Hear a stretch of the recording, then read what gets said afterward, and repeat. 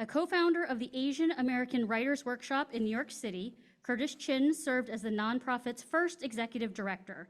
He went on to write for network and cable television before transitioning to social justice documentaries. Chin has screened his films at over 600 venues in 20 countries. I guess we count as one of those. He has written for CNN, Bon Appetit, one of my favorites, the Detroit Free Press, and the Emancipator Boston Globe. A graduate of the University of Michigan, Chin has received many awards from ABC Disney Television, New York Foundation for the Arts, National Endowment for the Arts, and more. His memoir, Everything I Learned in a Chinese Restaurant, has been published. You can actually check it out with your East Brunswick library card now. And he recently had, well, I guess the last time he updated this, essay in Bon Appetit that was selected for Best Food Writing in America 2023. Thank you so much for joining us, Curtis. Happy to be here. Happy to be back with y'all. Hey, Curtis, how's it going, man? It's good to see you again. Hey. Hey, thanks for thanks for that great documentary. It was very informative, and thanks for spotlighting the Vincent Chin story.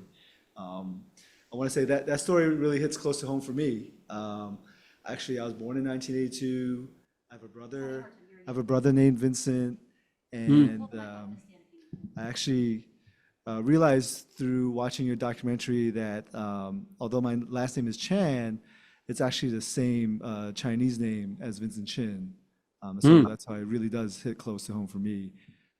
And I wanted to ask you. Your brother's name is Vincent Chin. Yeah, we might be related. Yeah.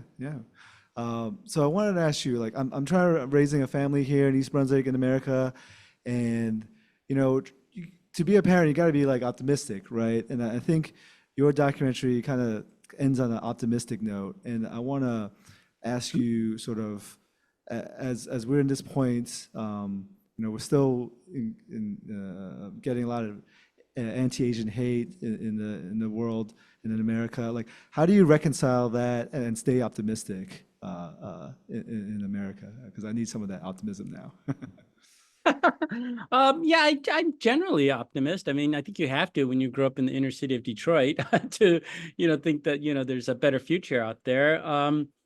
I do think that the type of racism that we're encountering now is not that different from the racism that my great-great-grandfather encountered when he first came to this country in the 1800s, right? It's still the same stereotypes of being foreigner, unassimilable, being dirty, all these things. And even when you look at the Vincent Chin case, they had the same attitudes then too, right?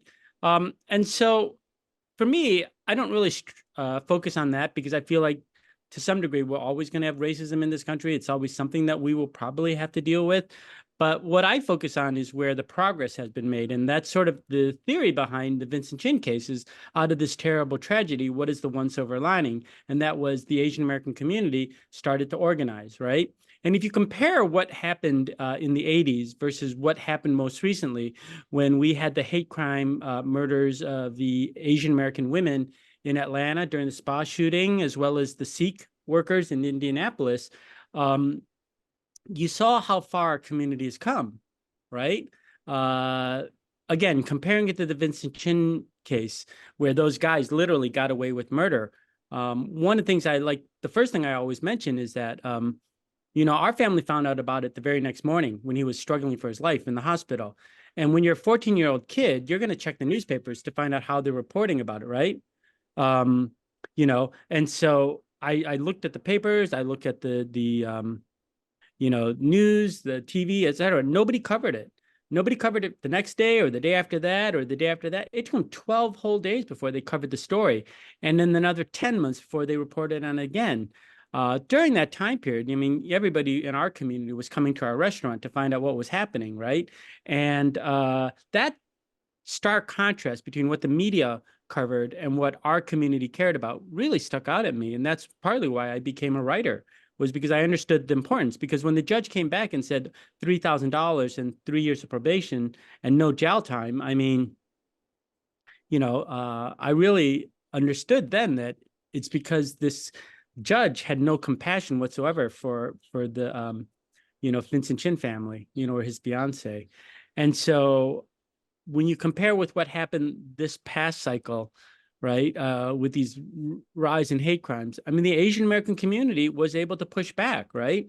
We have people working in the newsrooms who focused on these stories and kept them alive. We have a constellation of Asian American celebrities who could use social media to elevate the story and get it out there. We have groups like your group and other nonprofits out there that are building capacity in our community and encouraging people to speak out, right? We have elected officials who are also able to pass legislation. We have Asian American business people who are putting their money where their mouth is by forming foundations and, trying to support people in our community.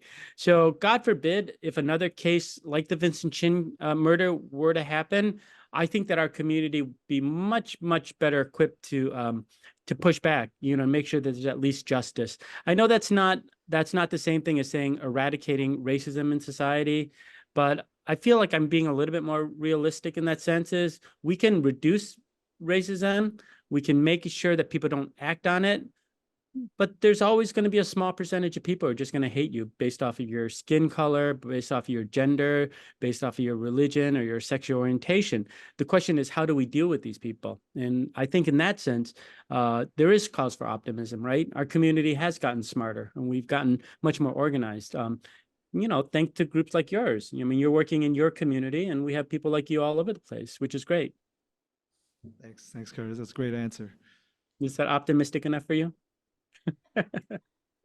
So it's been 15 years since the documentary release. And has that given you any new insights or perspectives you can speak about pertaining to Vincent Chin? I think that, yeah, I have. In terms of making the film, there's a couple tweaks that I probably would have done differently. I still believe in the message of it. I still believe that, with given our limited budget, we did the best that we could, in terms of pulling in the best speakers and stuff like that. But, as a filmmaker, there's always little things that you would do. In particular, I say I probably should have included more Vietnamese American voices. That's probably one.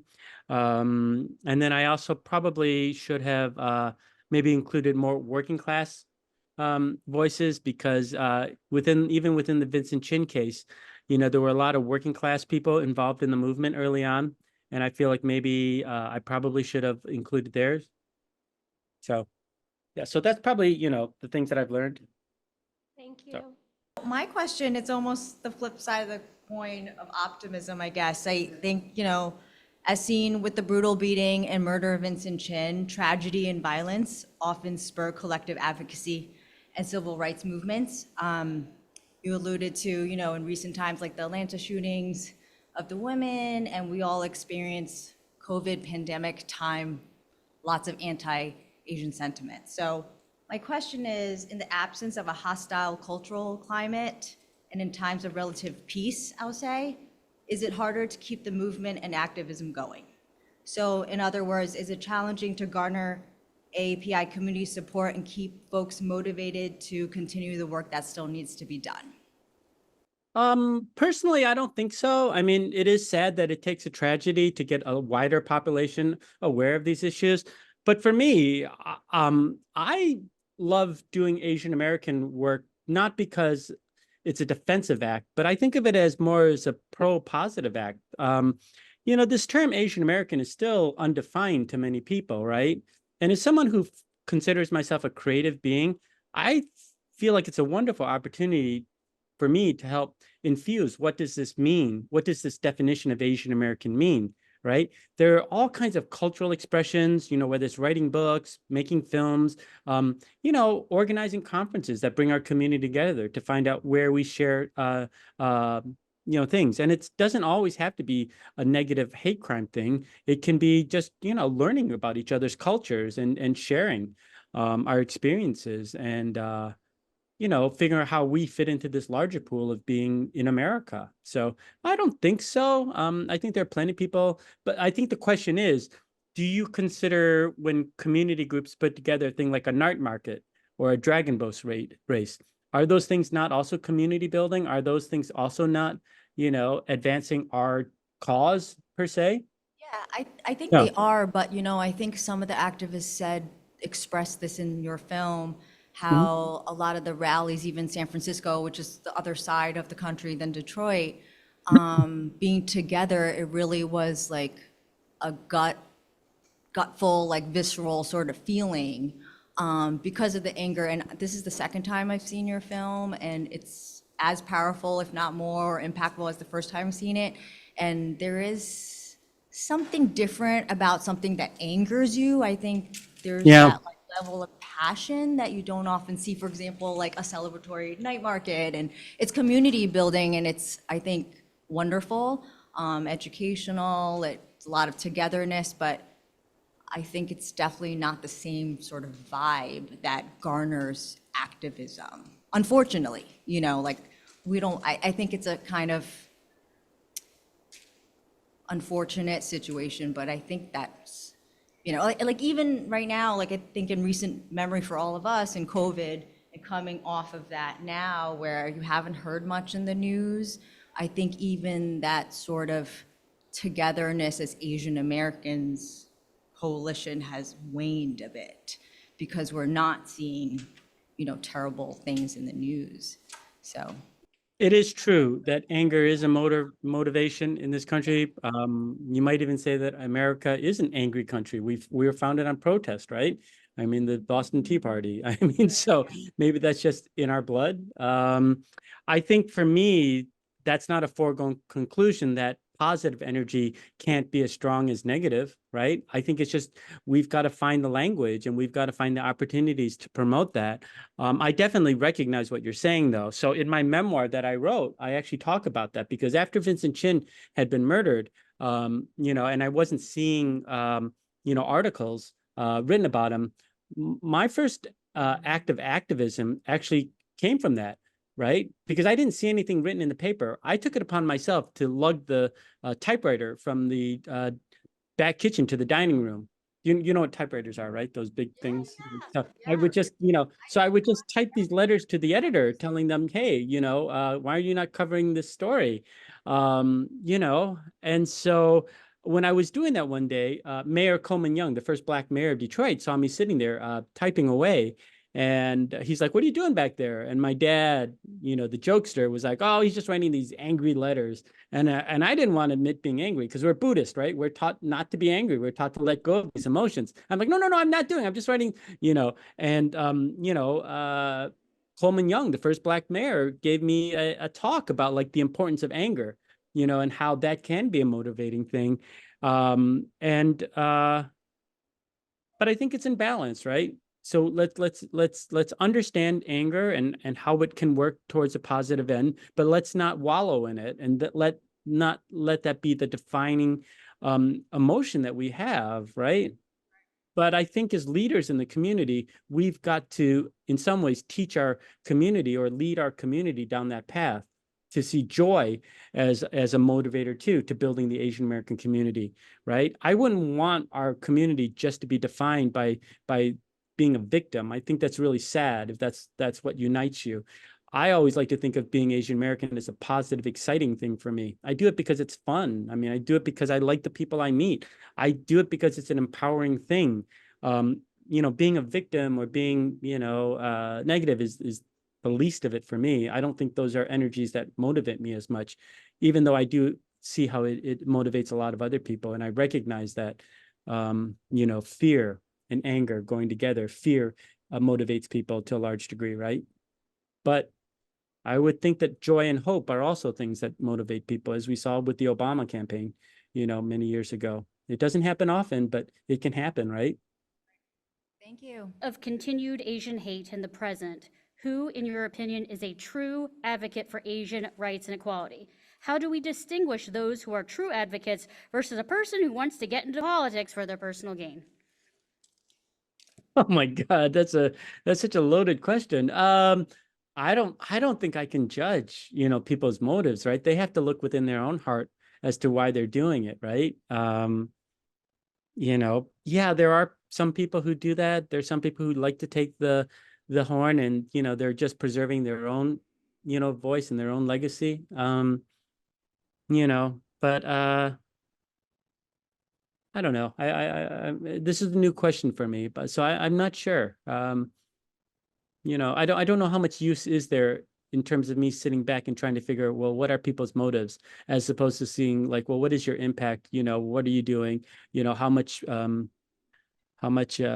you bringing to the table in it? And even if there is a small modicum of selfishness and ego and stuff like that in it, I can live with that. I mean, if the end result is that, that they're still advancing our community and doing things. So,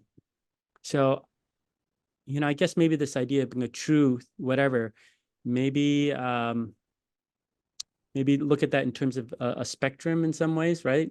We all have different motives. Sometimes they're very selfish, sometimes they're more community oriented, but hopefully they fit more on the community side, I believe. Hey, Curtis, I'm back. I got another question. So the Vincent Chin case was over 40 years ago, and in the recent poll, most Americans couldn't name an Asian American other than Bruce Lee, who died over 50 years ago. So it's either in that time we haven't made any progress, or I don't believe that, or someone's suppressing our narrative. And I think your documentary, your book, and what late great Corky Lee has done in photos reenacting the Promissory Point with a lot of Chinese Americans has done a lot to reclaim that narrative. But my question for you is, who do you think is suppressing our narrative, and how do we fight back? Wouldn't say, I mean, there are obviously some people who don't want to hear us. I mean, those are the people banning books, right? Like my book has been banned by certain schools and libraries. Those people are actively suppressing our voice. I think there are also some people who are failing to uplift, which is slightly different, right? In the sense of they have the opportunity to promote our voices, but they choose not to, but in that sense, I feel like we can concentrate on those people. But I think that America's at this point where, we can build things for ourselves, and it's totally fine, right? We can build these infrastructures. And the way I sort of compare this is from a TV point of view, and showing how that's changed, right? Because if you've noticed, in the last 5 years, there's so many more Asian American films and TV shows, right? Whether you're looking at, American Born Chinese, or Never Have I Ever, or Warrior, or Kung Fu, I mean, obviously there's some issues as to like who's those decision makers, and is there a diversity of those stories, right? But that's a separate issue. But in terms of the ability of Asian Americans to get our stories out there, it really has opened up. So for instance, when I was a little kid, there were only 3 or 4 networks on TV, and they produced maybe 80 new shows per year, but you needed about 25 to 30 million viewers in order for your show to get renewed. When I broke into TV about 15, 20 years ago, those numbers had changed. There were about 6 networks on the air, but they did over 100 shows. The key number, though, is you only need about 8 to 10 million viewers to get renewed. Okay. This past year, there were over 500 shows in production. Many of them only doing 6 to 8 episodes, right? But the main number that really impacts us as the Asian American community is that you can get renewed with as few as 3 million viewers. And for our community, which is what, a little bit shy of 20 million these days, we can hit 3 million. We can't hit 25, 30 million viewers unless we have crossover appeal. But we're at this point in this country because the media has really broken down into these smaller camps. There's no such this idea of a general audience is much lower, right? And so you can argue the good and pros of that. But I think as people of color, as Asian Americans, as people from a smaller community, it's given us an opportunity to have more of our stories told out there. The challenge, though, is because of the economic model has changed. It's made it harder for writers like me to make a living off of it. So not only are they doing fewer episodes, so you don't get hired, you don't work as long, but they don't have what's called syndication money. Like in the old days, when you wrote a show, an episode, you'd get paid when it aired, you got paid when it reran, and you'd paid every time it went into reruns, right, in syndication. These days, if you watch a show on Netflix or one of the streaming service, that writer doesn't get paid again. You could watch a show 10, 20, 30 times. The writer's not getting paid again. Right. We only get paid for that first time that, we were in the room that week. So it's become harder for writers to make a living. But at the same time, it's become easier for us to get our stories on the air. Great. Thanks for the answer. All right, well, thank you so much, Curtis. We appreciate your time and we really appreciate the documentary. And yeah, thank you for just being here with us and partnering with us and just really helping us to spread that word. So you've been Yeah, sure. So just to give you guys an update, the Dear Corky film, the film that you guys screened, is now on PBS.com. It was picked up by American Masters, which is really great. So thank you for being a big early supportive of it. The second thing is my paperback book comes out October 1st. So as you guys, if you guys follow me on Instagram, you'll know that I've been on this major tour of over 200 places around the world. And I'm happy to report that my book is already in its third printing. I mean, it just came out in October, so it's doing really, really well. The paperback comes out October 1st, and to commemorate it, what I'm going to do is I'm going to do 24 more readings, but I'm going to choose 24 restaurants around the country to hold the readings in, Chinese restaurants. And all my conversation partners are going to be the owners or the staff of the restaurant, so they can tell their story. And I'm going to film these talks and edit into a series on the history of Chinese restaurants in America. Because it's really interesting how you can really track the immigration pattern of our community and how it's changed in the food, right? Whether you're talking about the Chinese chop suey joints that the Cantonese brought in, or you're talking about the Fujianese who brought in the buffets, you know what I mean? Or the Taiwanese who came in, during the hard sell era. So I'm going to be working on that. If you guys know of any places in New Jersey, that would be a good option. I can maybe include Jersey as part of that tour. But I'd be looking for particular restaurants that hit different eras, you know what I mean? So shoot me an email if you guys are interested in that. And that's about it. So busy, busy, busy. You'll definitely be hearing from us. Thank Okay. you. Cool. Okay. With the location, East Brunswick, New Jersey. We're here to stay.